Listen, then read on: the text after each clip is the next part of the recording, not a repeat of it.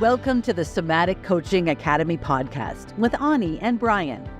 Join us as we explore the art and science of trauma-sensitive somatic practices and tools to strengthen your practice as a coach, therapist, or holistic professional. Master the art of motivating even the most challenging clients when you'll understand how to tap into and unlock your client's complete holistic intelligence. If you want to learn the most cutting-edge, research-supported skills for personal and professional mastery, you've come to the right place. Let's get this conversation started.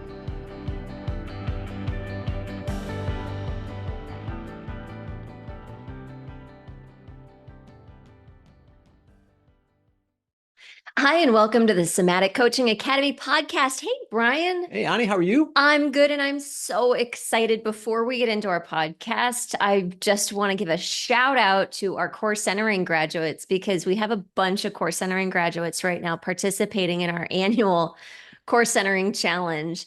And it's so much fun to watch everybody out there doing core centering. So our core centering challenge, the graduates that choose to participate choose their own challenge. And so you're going to find our graduates on Instagram and LinkedIn and YouTube and all over the place, and also live and in person in their communities doing core centering. And for those of them that are in the virtual space, they're hashtagging Get Centered and Body Mind Centering. So you can find them there, and they're going to be presenting different core centering practices for their communities in the world. I love it. Over the next some few core weeks. centering bites, some core centering classes, some Yeah. core centering.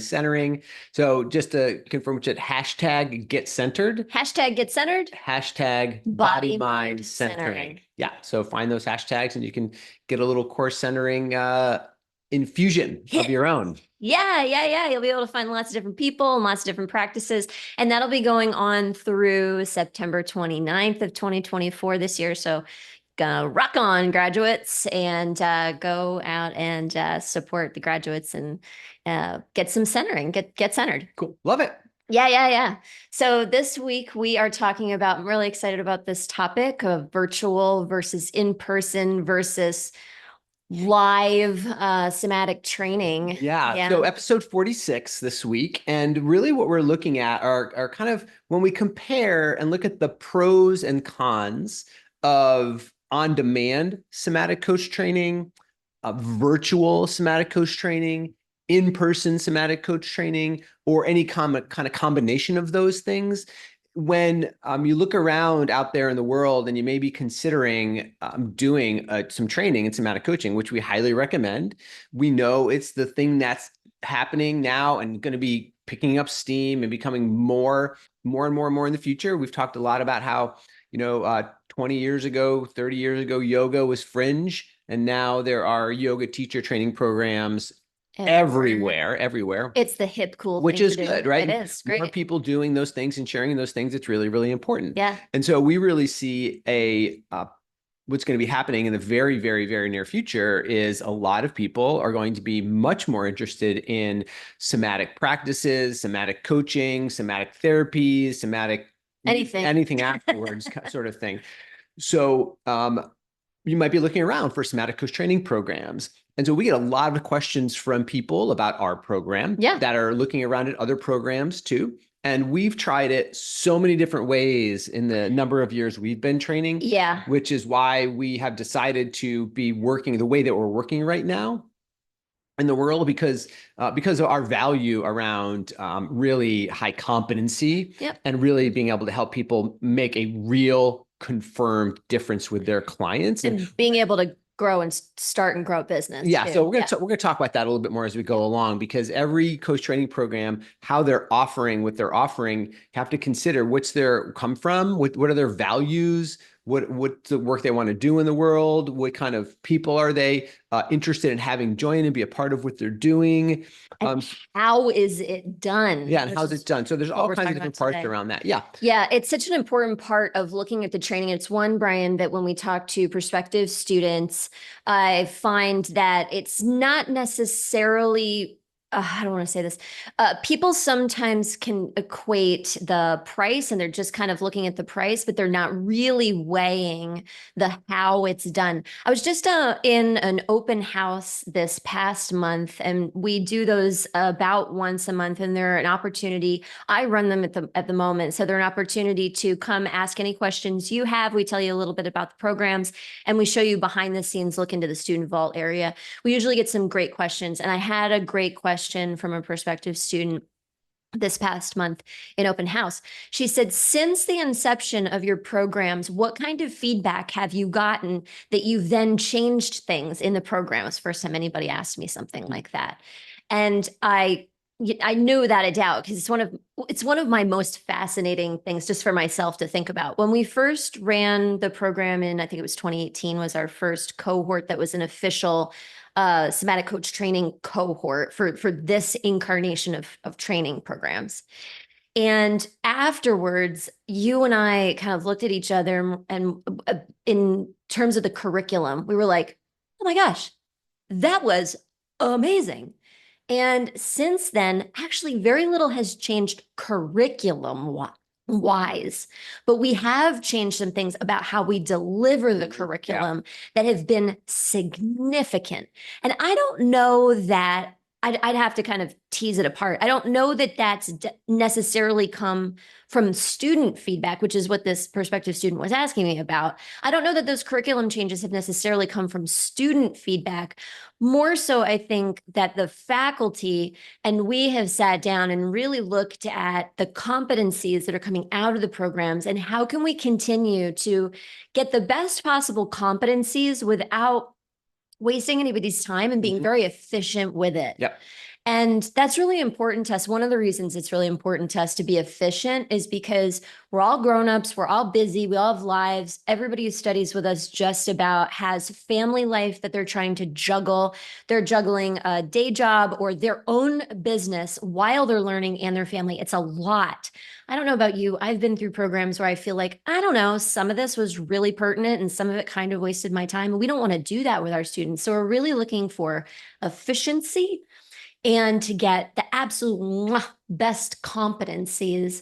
And that's where the transformation has come through with how we deliver the programming. Correct. Yeah, I would agree. I would agree. So when we look around out there in the marketplace for programs, the basic ways that programs are delivered are on-demand programs, virtual programs, which are also on-demand programs, and some type of in-person component as well.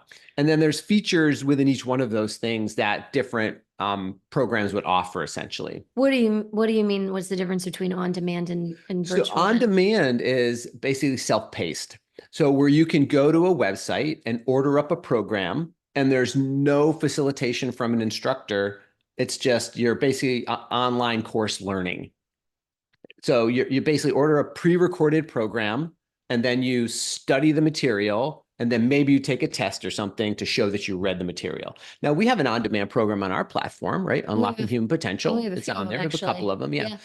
And you could take a test and get a little certificate on being trauma aware, sort of thing. For unlocking human so what are potential. the pros? So what are the pros of on-demand programs? Can you give me the contrast though between the next one you talked about first, so we can have that? Right. So virtual can also be virtual live. Okay. Right. So it's it's still on a computer, but you're in live interaction with a cohort, with an instructor, with those sorts of things. Gotcha. Okay. So we've got on demand, which is self-paced. I'm just watching videos kind of thing. And then the virtual, as you're describing them, is I'm live with a cohort. Live with a cohort. Yeah. Okay, great. Right. And no, so it could be virtual. Actually, virtual kind of has two distinctions. One could be what we call asynchronous and one is synchronous learning. Asynchronous learning is like the on-demand learning where you're on your own doing that. Synchronous learning is where it's in real time with a cohort and instructors. So in some ways, the virtual can kind of be done either that synchronous or asynchronous. And when you kind of look at even being certified by educational bodies, you have to be clear about which one of those you're doing. I don't want to go too much into the weeds on that. As an institution, we need to be clear. Exactly. Yeah. If we're looking certified for continuing education credits or those types of things, you have to be very clear about whether we're doing asynchronous or synchronous learning. Right. Because certification bodies care about that kind of thing. And that's, part of what we're going to talk about, why it's important Okay. Yeah, to do that. Okay, so back to on So demand. Thank on-demand you. learning. Yeah. Yeah. So on-demand, and on-demand used to be, remember like the correspondence courses? You could like, when way back in my PT days, you could go, it was basically professional education was you went to a seminar. That was the only way to get it, unless Yeah. you wrote there were some that did like correspondence courses where you could order a packet of information and read through it and then send a test in that you, right? Yeah. And you get a little, you get some credits for it or something like that. Yeah, later they also had videos. They would send you a video. Yeah, or like something that. VHS or something like that. I had one of those. Yeah, so on-demand training is like that kind of training. So what are the pros of it? Well, the pros of it are they're self-paced. We mean you can show up when you want to show up, when you have the time, when you feel engaged, when you feel like you can focus, like all those kinds of things. That's the pro. Take your time. Take your time. You can stretch it out. You can do it quick, whatever it is. So that could be a pro.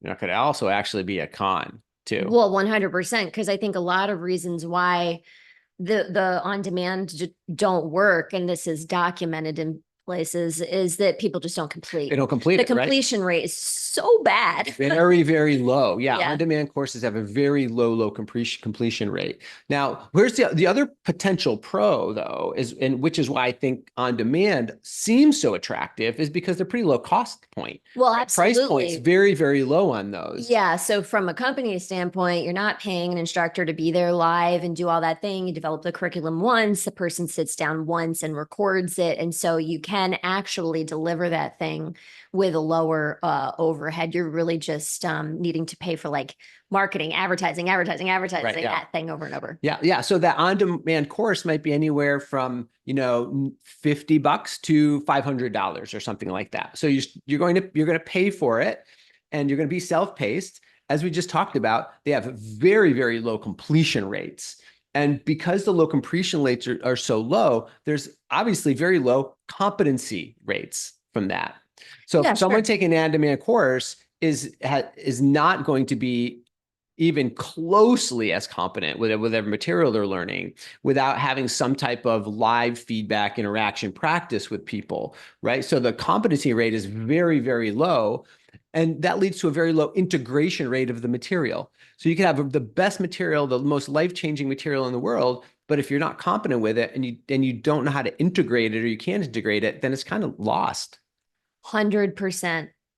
I'm also thinking about, from a faculty or a teacher perspective, that when it's an on-demand course, like we have some on-demand courses, because the instructor, the teacher isn't interacting continually with the students, the curriculum doesn't grow, or even the inflections around how what questions you ask, what integration activities you do, that doesn't grow. The knowledge base that you get from interacting with the students to understand their understanding of the material doesn't grow along with the curriculum. And so you're actually, to me, as we're talking about it, it feels like it's not quite as alive, because, as an alive being, as beings, we evolve with life itself. And so those on-demand courses are canned, and they're not like actively evolving around the material. Yeah.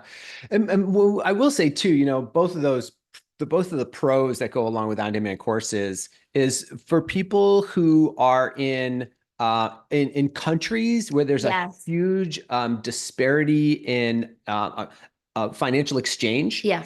Kind of thing, then these on-demand courses can be really great for people, because it makes them, again, much more affordable for them. And we've actually donated a lot of on-demand coursework to people in other countries, in Africa, right, in South Asia, where the exchange rate is so bad that we want to be able to help people be able to get the material as much as they possibly can.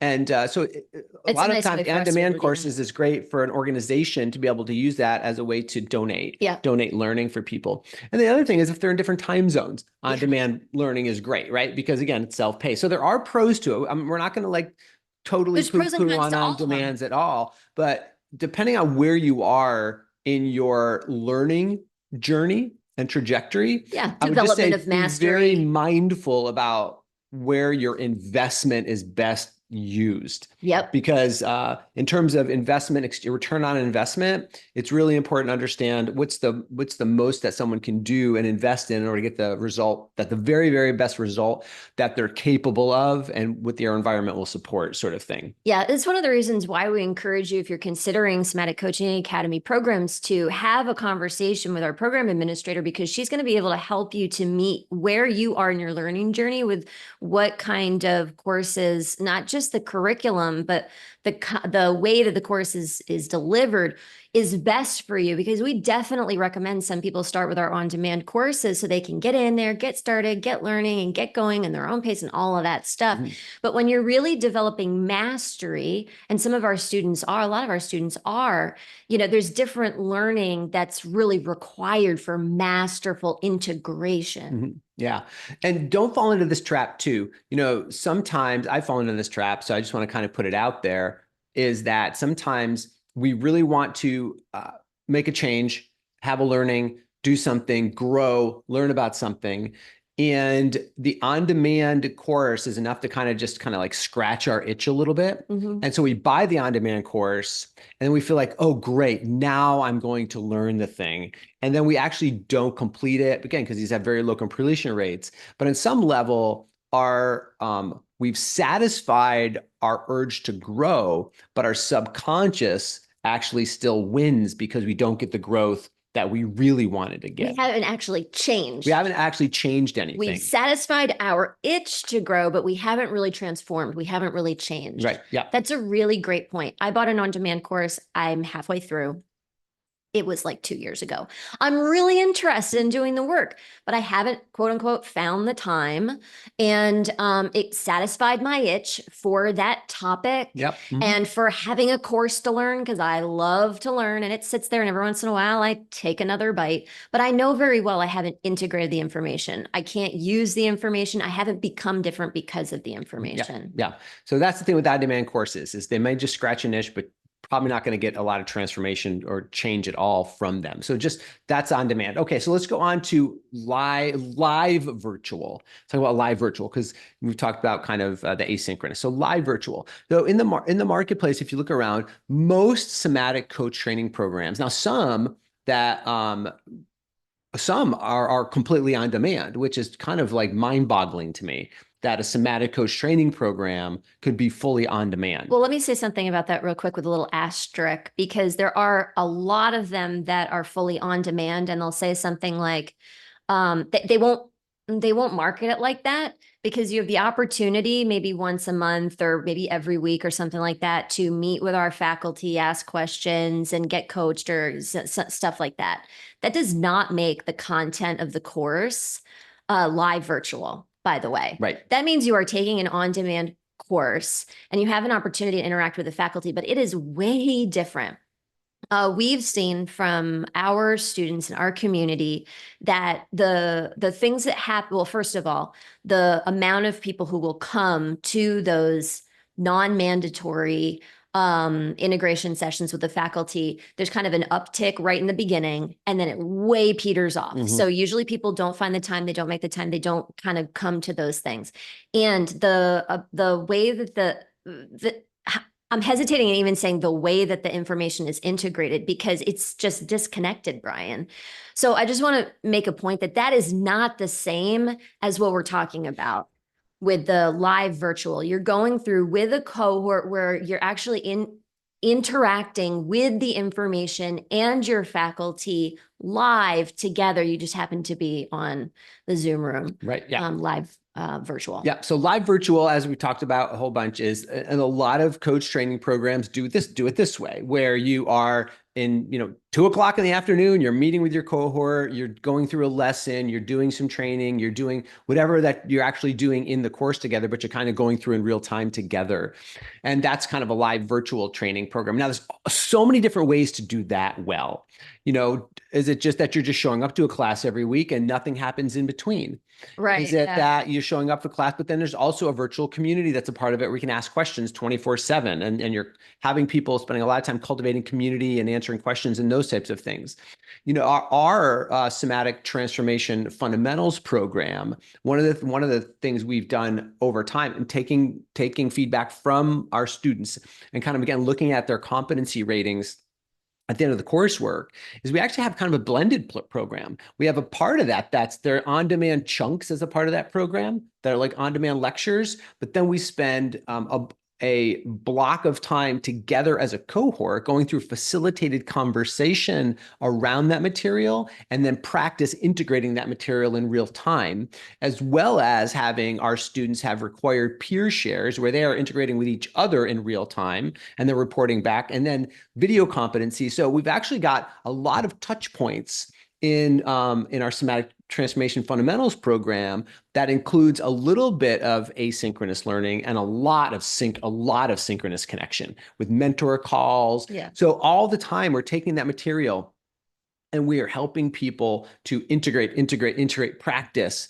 play with it, understand it, get it into their system, embody it. All those kinds of things kind of go right down along the line for that virtual kind of in-person experience. That's a really cool, I mean, we've tried so many incarnations of that program in particular. It's so cool because it does have this really unique blend, like you said, of the mentor calls, the integration sessions. We have mandatory virtual live meetings. We have non-mandatory office hours. So there's times when you show up and we walk you through exactly what you're going to do. And then there's other times you can show up and be in the inquiry and ask questions, and all of those different ways that we have, people learning is so cool. We are kind of sticklers here about the peer sharing. I'm bringing it up because I was just talking to somebody yesterday who was going through a program where they have to complete a certain amount of hours. And I've been through plenty of certification programs where they say you have to complete a certain amount of hours before you go on or to get your certificate or whatever. And they basically say, go at it, make a list, or here's a form and you can write people's names down. We're pretty much sticklers about the peer shares. And in the live virtual classes, we do peer sharing on the live virtual classes. And then you will have peer sharing outside of class, but we assign them. Yeah. And I think that might be different than any other program actually that I've seen. Part of the reason I bring it up is because people cheat. And hey, I've cheated too. I'm not saying like other people cheat and that's never been me, but we're busy and we've got like 100 hours we have to do or whatever. And it's been really interesting to me to hear through the years how adults modify how they do that sharing out of their live virtual learning opportunities. And so we are kind of sticklers about that. We don't make people do tons of it, but the ones that we do, we make it really mandatory and intentional so that we make sure the competencies are really good. Right, yeah. So that's another thing to look at when you're doing things virtually, because you're not in person doing your shares right there in front of the instructors. What does that look like? I love it when people ask me in open houses about what the peer share feedback looks like from the instructors, because there's some live virtuals where you go off into your little breakout rooms and an instructor never looks at what you're doing. There's some that there's instructors there watching and helping. Sometimes there's role model coaching that you can watch. Sometimes it's just people doing their own sharing. So the actual learning through role modeling and sharing with your peers is a big part of that live virtual component that you should definitely get some more information about. For sure. So what are the pros of this live virtual program? If you choose to do a program that's solely live virtual, what are the pros? Well, it's more of a moderate cost. There's no travel associated with it, sort of things. You can potentially arrange with peers when to meet. So there's peer engagement that goes on. That's certainly a pro. There's real-time instructor learning and feedback. That's a pro. The competency development is usually better because there's the accountability of being there with your peers. Yep. So, showing up and learning. I think learning integration is usually better. Certainly better than on demand. Exactly. Right. Better than comparing the on demand. On demand. So let's just kind of compare it to that. So what are the cons? What are the cons of a solely live virtual program? Because the next one we're going to talk about is the in-person component. So I think when we think about the cons, we've got to compare this to in-person. So maybe let's talk about in-person first. Okay. And then we're going to come back and talk about how that compares to a solely live virtual experience. Sure. Okay. Because we've run solely live virtual programs, right? Sort of thing. And then we also run programs that include in person, like in real time. We're meeting at a retreat center together. We're meeting at a conference room together. Right? We're doing something with our student cohort in, like, you can touch them. Like, hey, how you doing? You can touch them. You can give them a hug if that's appropriate, if that feels safe for you to do, right? But we're in physical kind of contact with people. And what I find is really interesting, the point I think we're trying to make here, Ani, is that the way we've developed the program, the underlying question we're always asking ourselves is, how can we help people be the most competent with this material? And that's how we make all of our decisions. We don't necessarily make the decisions on what's the best cost or what's the most convenient. I mean, we pay attention to those things, but our driving question is always, what's the 100%. biggest return on investment that our students can get with this material? And that's how we make every one of our decisions. 100%. Because if our students don't feel competent, and if we don't feel that our students are competent, they're not going to be able to go out and make their impact. They're not going to be able to start and grow their businesses. I was just talking with I've had a lot of conversations this week. I was just talking with another business owner who owns a certification program as well this week. And I was talking about how we have 100%, not 90, not 80, 100% certainty that everybody who goes through our program is going to be competent upon graduation and be able to go out and do these things.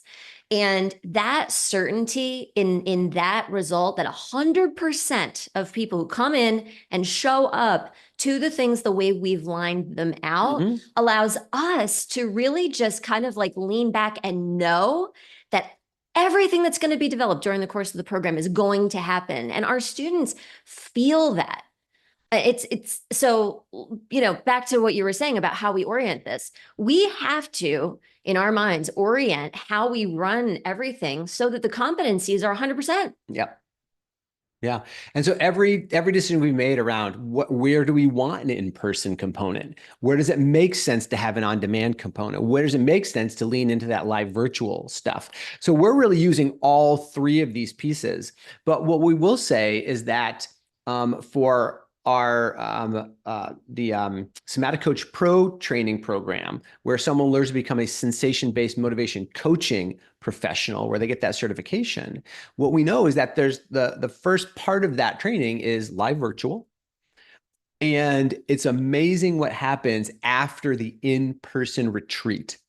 So people are fundamentally changed after that in-person experience that they go through with us, that 4-day retreat that happens after a period of just virtual, this in-person stuff. Suddenly, your instructors and your peers they're 4-dimensional beings. They're not just 2-dimensional beings anymore. Like on a screen, like we're 2-dimensional beings. You can't get a sense of someone's height. It's so funny how many times when we meet somebody, you're like, oh, I didn't realize you were that tall, or I didn't realize you were that short. Most people are like to me, I didn't realize you were that short, sort of thing. And I didn't realize you were that tall. But it's interesting what we miss when we're not live in person in real physical space with other humans.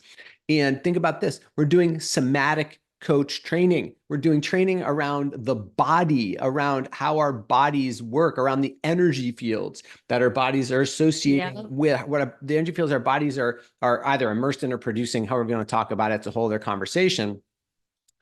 But to be in those fields with each other. Exactly. We're co-regulating. We're transformative. Yeah. That's what starts to create these transformations. And at our in-person retreat, 100% of our students that go through the in-person retreat have a transformation. 100%. Literally, they're changed beings after. There's degrees of change, but everyone they're transformed people after that experience. And that would not happen if we didn't have that in-person component. Absolutely. And we do certain elements of the curriculum at the retreat on purpose because of those things. But can we compare and contrast our little pro and con? Because you might be hearing this part of the conversation and think, well, why don't you do kind of 4 chunks or so of in-person over the course of a number of months?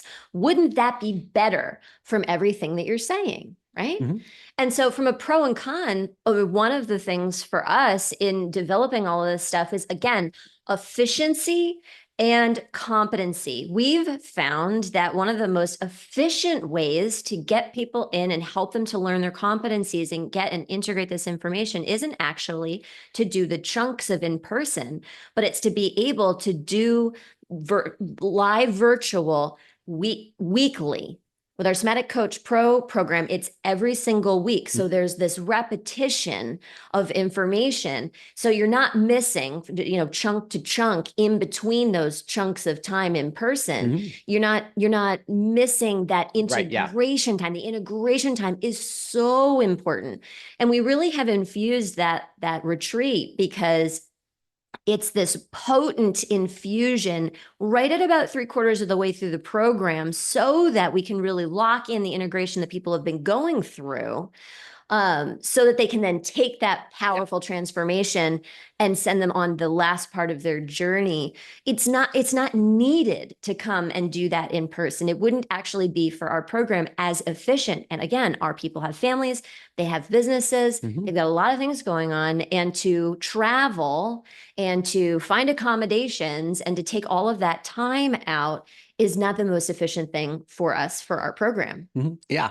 So like really striking that balance is really, really important. So when you look at each of these kind of separately, right, they each have pros and cons. So even the in-person programs that have a lot more in-person kind of thing, well, the pros are you've got more time with people. The cons are you might not have as much integration time between those immersions with other people, and there's higher cost on travel and higher cost on taking time away from life and away from work to go do those things. So these are just no good, bad, right or wrong. They're just, you have to think about what really, really works well for you.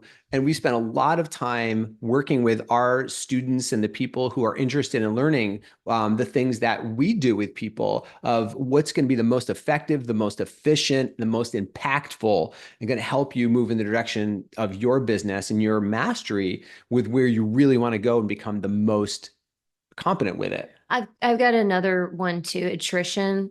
There's usually more attrition in those programs because you don't have the connectedness regularly. Yeah. And so you go and you do this live thing and it's powerful and awesome, but then you have a number of months or weeks between the next time you do it, and people end up, petering off, leaving, life comes up and takes them away kind of thing. And so there's more attrition sometimes in those kind of programs as well. For sure. You wanted to talk about the cons of the live virtual after we talked about the in person. Do you want to get back to I think I kind of mentioned it. The con of the live virtual is that you just don't get that fourth dimensional change with people. When you're only in this 2-dimensional world, you're really missing something. And I think because I, again, teach both live virtual and teach a lot in person. And something interesting happened right around the COVID pandemic. Where remember before the COVID pandemic, there was, if you wanted to go get training, you went to a room, you took a day off from work, you went to a conference room, a hotel rooms, a retreat center, and you spent time with other humans and other instructors learning things. That was how you did it.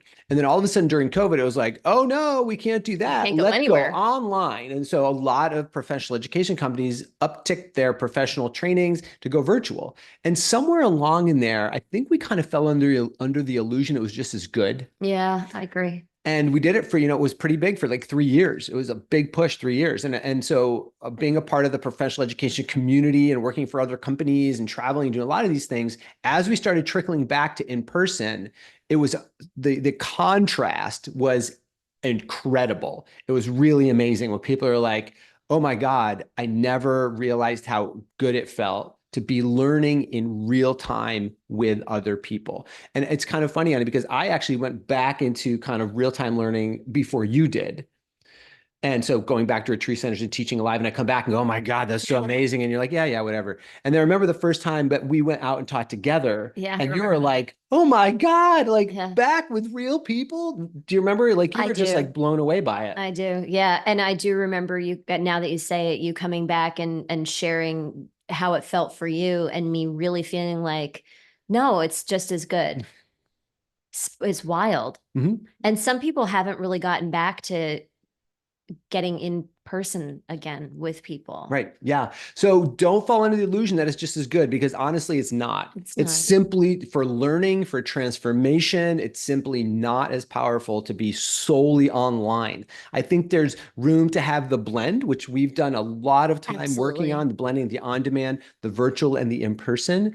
But for a somatic coach training program to be not only maybe totally on demand, but also only live virtual, they're missing something. There's something missing there, because somatic, it's about the body. It's about being in relationship with other people's bodies in real space and real time, especially with your instructors and with your faculty and with your peers. That is just so incredibly transformational. Yeah. And it's a topic of conversation for another day, and we've talked about it too, but those things are going to cost more money. And I hesitated in using the word cost because it's not really a cost. Those things are going to be a bigger investment. It's an investment. It totally Those things is an are investment. a bigger investment. And it's worth it. Yeah. So, but we want to help you on, say again, is what we said kind of in the beginning. Where is your desire for learning and for growth and for competency? Let it start from there. If you're like, hey, I want to be masterful with this material. I want to be able to do it with other people, know what I'm doing it safely with people who have trauma histories that are either known or unknown. I want to be very safe, be competent, be a master of this stuff. Then think about where you want to invest your money, because investing in an on-demand course, it might only be $500, but you wasted $500 because that's not going to help you get to that masterful level, unless that on-demand part is part of a larger training that helps you to get towards that level of mastery that you're looking for. So I always approach this from, what's the investment that I'm making, and does it match the outcome that I really, really want? And the investment, by the way, is not just money. It's time and it's energy. And so your time and your energy are valuable. So put it really intentionally into the places that are perfect match for you. Yeah, perfect match for you. There's only right answers here. But hopefully this conversation about kind of breaking down the on-demand, live virtual, and in-person components of the Somatic Coach Training Program, hopefully it was helpful for you and set off some light bulbs. And please reach out with questions and comments if this stirred something for you. Yeah, and tell us what questions and insights you have, because we absolutely love to hear about them. All right, we'll see you next week. Bye-bye for now. Thanks so much.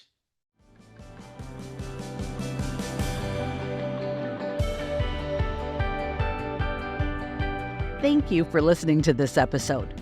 We hope that this conversation will help you improve your practice and change the way you think about your work, your clients, and yourself. Continue your exploration of trauma-sensitive somatic coaching by listening to more podcast episodes at somaticcoachingacademy.com. You could be the trusted guide that people turn to help them with their most challenging situations and to reach their most precious goals. Thank you for joining us. We'll see you next time.